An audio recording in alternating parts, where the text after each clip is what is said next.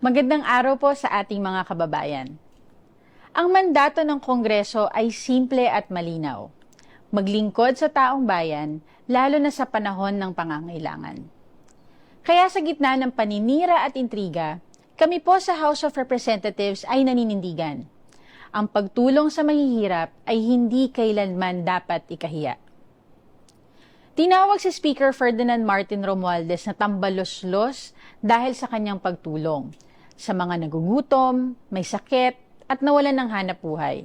Kung ang pagtulong sa kapwa ay itinuturing ng iba na kalokohan, mas gugustuhin na po namin matawag na tambalos-los kaysa naman matawag na kawatan dahil sa pagnakaw sa kaban ng bayan. Ang ayudang ipinagkakaloob sa mahihirap na Pilipino ay may malinaw na proseso, may resibo, at may diretsyong patutunguhan. Hindi ito itinatago, hindi nililihim, at lalong hindi nililipat sa personal na bank account. Ang ayuda nakakarating sa tao, hindi sa bulsa ng iilan. Ang tanong na marami, bakit nagagawa ito ngayon pero hindi nagawa noon? Dahil may leader tayong inuuna ang kapakanan ng mahihirap kaysa sa kapritsyo ng politiko. Dahil may speaker tayong tapat, maingat sa pondo at malinaw ang direksyon. Hindi nagpapakitang gilas, kundi nagpaparamdam ng tunay na serbisyo. Hindi ito tulad ng confidential at intelligence funds na ginastos sa loob lamang ng iilang araw. Walang paliwanag, walang breakdown.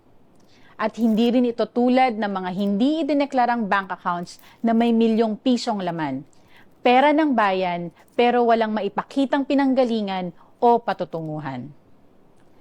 Habang ang iba ay abala sa pag-iikot sa abroad, sa media appearances, at tilang maagang kampanya, si Speaker Romualdez at ang Kamara ay patuloy na nagtatrabaho, naghahain ng batas, nagbabantay ng pondo, at nagdadala ng serbisyo sa mga nangangailangan. Malinaw po, wala sa kilos, pananalita, o gawain ni Speaker Romualdez ang pagtakbo sa 2028. Hindi siya nagpapakita sa media para magpasikat. Wala siyang press con para magpabango. Hindi rin siya gumagamit ng TikTok or vlogs para magpa-cute. Ang inuuna niya, serbisyo, hindi sariling interes. At higit sa lahat, si Speaker ay kilala sa paggawa ng mga desisyong mahirap at hindi palaging popular. Ganyan ba ang may plano sa 2028? Dahil kung ang iniisip mo ay eleksyon, hindi mo gugustuhin masaktan ng iba para lang magpatupad ng tama. At ito po ang tanong.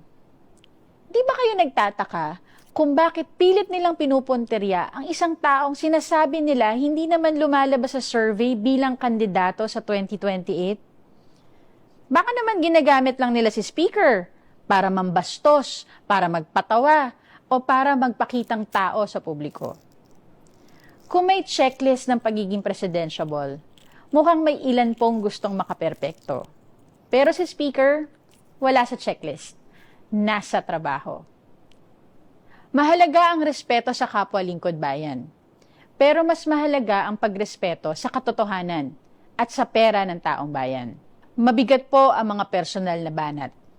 Pero mas mabigat ang mga isyong kinakaharap natin ngayon. Katiwalian, kapabayaan, at maling paggamit ng pondo. Kaya sa mga patuloy na naninira, habang abala kayo sa pagpapatawa at pagpapalusot, kami po ay abala sa trabaho. Tahimik man kami, hindi kami bulag. At hindi kami pipikit sa harap ng katiwalian. Ang sagot po namin, trabaho, hindi drama. Maraming salamat po.